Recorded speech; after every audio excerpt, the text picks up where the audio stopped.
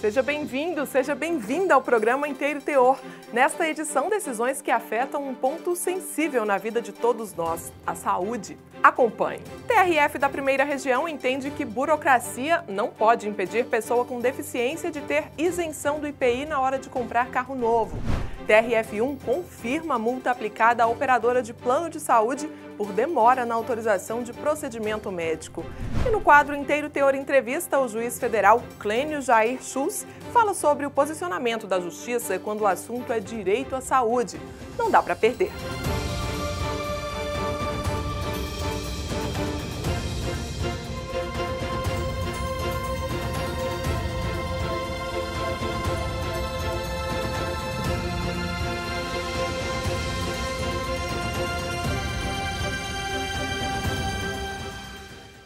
Uma pessoa com deficiência ter um carro pode ampliar a autonomia e independência. Pensando nisso, o legislador previu a isenção do imposto sobre produtos industrializados, o IPI, na compra de veículos novos. O benefício tem regras, afinal estamos falando de dinheiro público.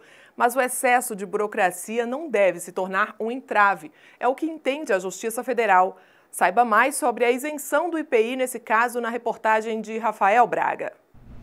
Quando o assunto é adquirir veículos automotores com isenção do IPI, ou Imposto sobre Produtos Industrializados, a Associação dos Deficientes Físicos do Estado de Goiás presta assessoria a muitos filiados. É o que garante o advogado da entidade, André Jonas de Campos. Sabendo da importância que é para uma pessoa com deficiência ter o seu próprio veículo como meio de proporcionar uma maior autonomia e independência, a Associação dos Deficientes Físicos do Estado de Goiás presta todo o serviço necessário no afã de que essa pessoa consiga a isenção pleiteada, desde a orientação necessária para o preenchimento devido dos formulários até o envio online para a própria Receita Federal. A legislação enumera que estão contempladas com a isenção pessoas portadoras de deficiência física, visual, mental severa ou profunda e autistas, diretamente ou por intermédio de representante legal. A Justiça Federal já se manifestou no sentido de que, para obter a isenção do IPI, o interessado não precisa demonstrar que o veículo a ser adquirido encontra-se adaptado para ele, nem que conste da sua carteira nacional de habilitação alguma restrição ou registro da condição de pessoa com deficiência. Essas condições não encontram respaldo na Lei 8.989, de 95, que trata da isenção do IPI. Na avaliação do advogado André de Campos, a consolidação desta jurisprudência no TRF da Primeira Região e na Turma Nacional de Uniformização dos Juizados Especiais Federais pode ajudar a desburocratizar a aquisição de veículos por pessoas com deficiência. Um avanço no entendimento quanto à não necessidade de restrição na Carteira Nacional de Habilitação da pessoa com deficiência para que essa possa gozar do benefício de isenção do IPI na compra de veículos novos. Impor determinada condição não prevista em lei pelo administrador público fere sobremaneira o princípio da legalidade. Princípio esse que deve nortear toda atuação administrativa. Outra discussão que mantém em alerta as entidades que representam as pessoas com deficiência é o prazo de validade desse benefício, que, pelas regras em vigor, termina no dia 31 de dezembro deste ano. A esperança é a aprovação do projeto de lei 5.447, de 2020, que prevê a isenção até 2030, medida bastante aguardada, segundo o advogado da associação. Ainda impera na sociedade a desigualdade com relação à pessoa com deficiência. Nesse sentido, poder usufruir de tal benefício traz uma melhoria na condição de vida da pessoa com deficiência, uma questão de independência, autonomia, além de uma melhor qualidade de vida e também dignidade.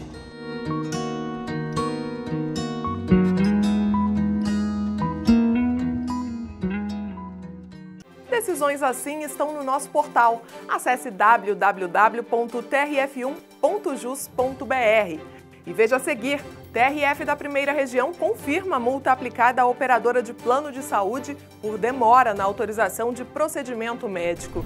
Em entrevista, o juiz federal Clênio Jair Chuzzi fala sobre judicialização da saúde. É já, aqui no Inteiro Teor.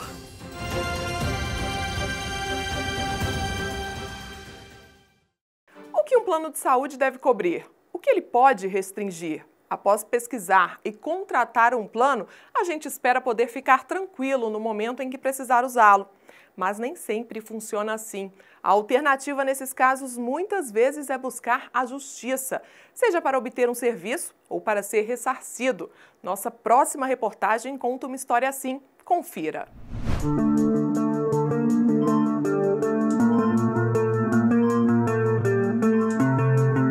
Em 2012, depois do diagnóstico de um grave problema no coração, Paulo precisou passar por uma cirurgia. Como pagava plano de saúde, pensou que os gastos com o procedimento de emergência não seriam uma preocupação. Só que essa urgência não se caracterizou, porque demorou muito para o problema que eu tinha, né? Que tinha que ser rápido a cirurgia.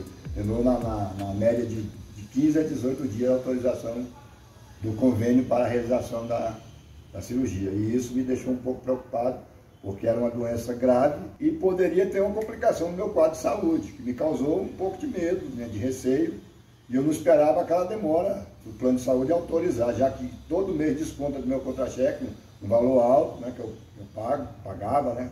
Hoje eu não tenho mais plano, mas naquela época pagava alto, um plano bom, e não me atendeu no momento. E há milhares de pessoas que passam pela mesma situação. A Agência Nacional de Saúde divulgou que entre janeiro e setembro de 2020 foram registradas 6.787 reclamações por descumprimento de prazos máximos para atendimento.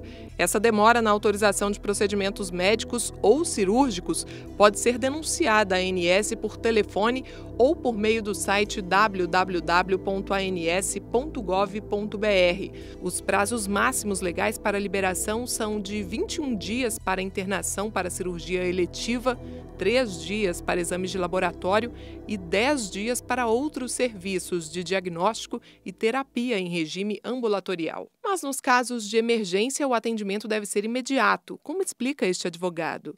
As operadoras elas estão sujeitas a multas, sim, conforme a própria ANS regula. Na Instrução Normativa 259 da ANS estão previstas as penalidades para esse tipo de infração.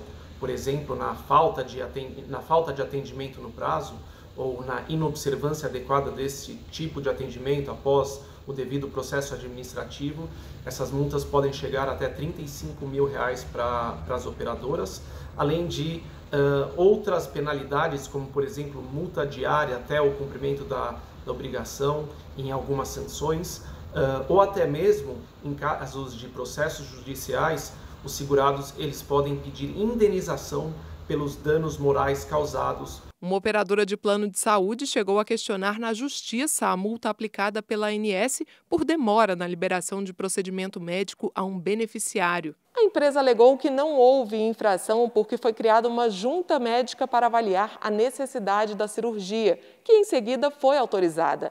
Mas a 5ª turma do Tribunal Regional Federal da Primeira Região destacou que isso não é suficiente para justificar a demora em dar uma resposta ao usuário.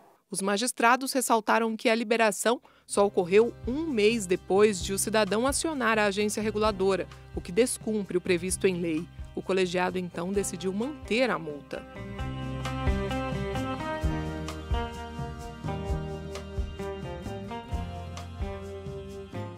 O autor do livro Judicialização da Saúde no Século XXI e coautor da obra Direito à Saúde é o entrevistado desta edição do Inteiro Teor Entrevista. Estamos falando do magistrado Clênio Jair Chuzzi, da Justiça Federal da 4ª Região, que conversa com o jornalista Rafael Braga.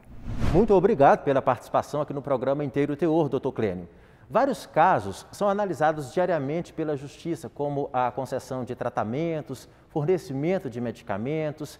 Essa maior procura pelo judiciário acaba sendo uma forma que o cidadão tem de concretizar limitar o chamado direito à saúde? O direito à saúde depende de todos nós, né? Não é apenas do Poder Judiciário. O Poder Judiciário, obviamente, que é um garantidor, mas é importante que se saiba que o Estado não tem a capacidade de dar tudo a todos. Então é importante que haja um equilíbrio nesse aspecto de concretização no direito à saúde. E dentro desse equilíbrio é importante que se possa estabelecer uma atenção primária suficiente, as pessoas não fiquem numa fila aguardando uma consulta, uma cirurgia. Então isso tudo o juiz pode controlar. E o papel do judiciário, portanto, é exatamente esse guardião do direito fundamental à saúde, e ele está à disposição das pessoas exatamente para proteger e para cumprir o texto da nossa Constituição.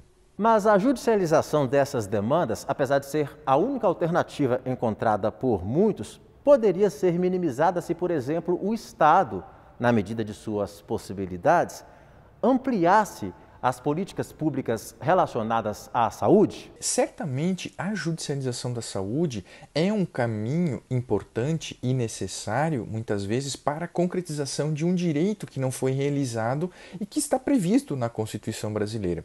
Agora, é extremamente importante que os gestores em saúde, que os prefeitos, os governadores, o presidente da República e os respectivos ministros, secretários de saúde, estaduais, municipais, eles envidem esforços para que a judicialização seja evitada, ou seja, que o cidadão, quando ele vá no posto de saúde, quando ele vá no hospital, ele já tenha imediatamente, ou em tempo razoável, o acesso àquele direito, àquele tratamento, ou àquela cirurgia, ou àquela consulta.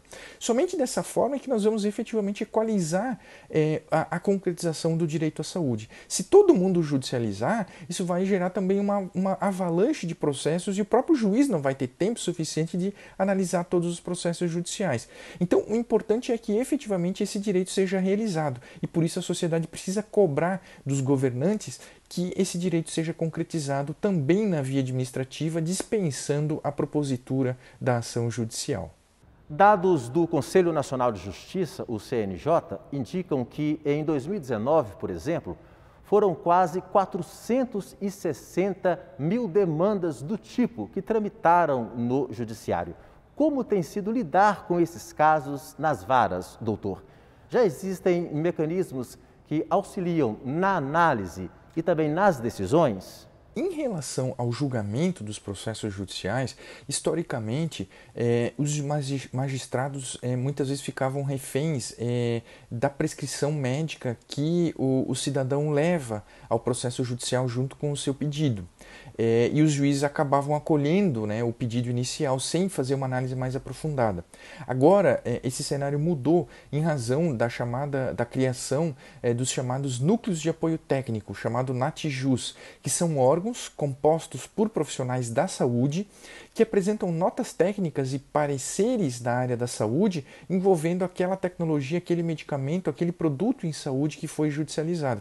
Então, com essa nossa nova formatação, com esse novo mecanismo, há sim, portanto, um instrumento em que o magistrado possa ouvir uma segunda opinião na área da saúde para avaliar se aquele pedido do autor ele procede ou não procede dentro da perspectiva não jurídica, mas da perspectiva das ciências da saúde. Então isso é um aprimoramento e os magistrados, portanto, atualmente eles estão mais capacitados e esse é um instrumento extremamente importante que auxilia o magistrado no momento de proferir a sua decisão judicial.